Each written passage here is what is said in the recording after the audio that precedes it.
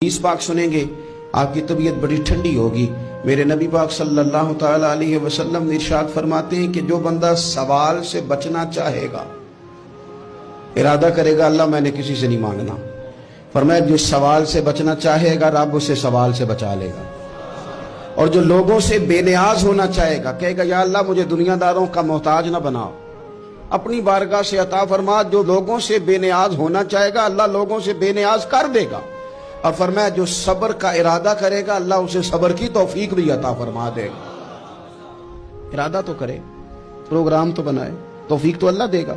जो सब्र का इरादा करेगा अल्लाह सब्र की तौफीक भी अता कर देगा। और हुजूर सल्लल्लाहु ताला अलैहि वसल्लम फरमाने लगे, याद रखो किसी बंदे को जो बेहतरीन तोहफा दिया गया है ना, अगर किसी को कोई बेहतरीन अतिया मिला है तो फिर अल्लाह ताला ने उसे सब्र अता फरमाया। ये बेहतरीन तोहफा है, इससे जिंदगी सवर जाती है, इससे इंसान बावकार और मुतमईन हो जाता है, इससे उसके शब रोज आसानी से बीतते, वो दुनिया की पगडंडियों से आसानी से गुजर के अल्लाह की बारगाह आली मर्तबत में सरखुरू होकर हाजिर हो जाता है। लेकिन अगर बेहौसला हो, सब्र ना हो, फिर नुकसान रोज बरोज बढ़ता है।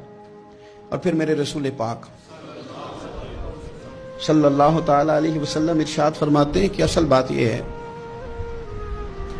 कि अल्लाह ताला ना किसी बंदे का दर्जा बुलंद करने का इरादा फरमाता है, लेकिन उसके अमाल इस तरह के नहीं होते कि उसका दर्जा बुलंद किया जाए। अब रब क्या करता है, अल्लाह ताला उसको माल की, जान की, औलाद की किसी मुश्किल में डाल देता है। उस मुसीबत पर वो बंदा सब्र करता है तो अल्लाह ताला उसका दर्जा बुलंद फरमा देता है। अमाल इस काबिल नहीं थे कि दर्जात बुलंद हो, वो आमाल की बुनियाद पर नहीं कर सकता था तो अल्लाह ने किसी मुश्किल में डाल के ना अपने फजल से दर्जा बुलंद कर दिया।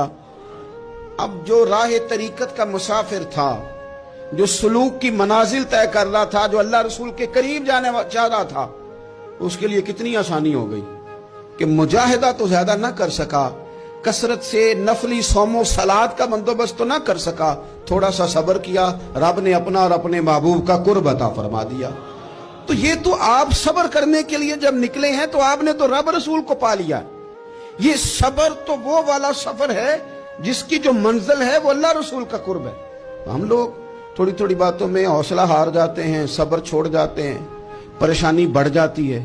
पता नहीं ऐसे महसूस होता है कि जैसे यही बंदा दुनिया का सबसे दुखी बंदा है। तो एक तो ये कि जाती हैसियत से सब्र करे, एक ये कि फिर दुश्मन का जब मुकाबला हो, आमन नुस्बिरु व साबिरु, आपका जब मुकाबला सामने किसी के साथ हो तो फिर तीर, तलवारें, असलहा, बंदूकें ये नहीं ज्यादा लड़ती, मैदानों में हौसले लड़ते हैं, मैदानों में सब्र लड़ता है, मैदानों के अंदर तवानाइयां लड़ती हैं। मैदान करबला के अंदर कोई मुकाबला नहीं था तीर का तीर के साथ, तलवार का तलवार के साथ कोई मुकाबला नहीं था। मैदान करबला के अंदर जुल्म का सब्र से मुकाबला था। फतह के डंके यजीद ने बजाए थे, जश्न इब्ने ज़ियाद ने मनाया था, लेकिन क़यामत तक अल्लाह ने जो फतह अता फरमाई है तो वो हुसैन इब्ने अली के सब्र को अता फरमाई, सैयदना इमाम अली मकाम के सब्र को मिली। अजीज भाई, सब्र ही हमेशा फाते होता है, सब्र ही जीता करता है, सब्र ही कामयाबियां देता है। नतीजे सब्र के निकलते हैं, सब्र के हौसले के नतीजे होते हैं।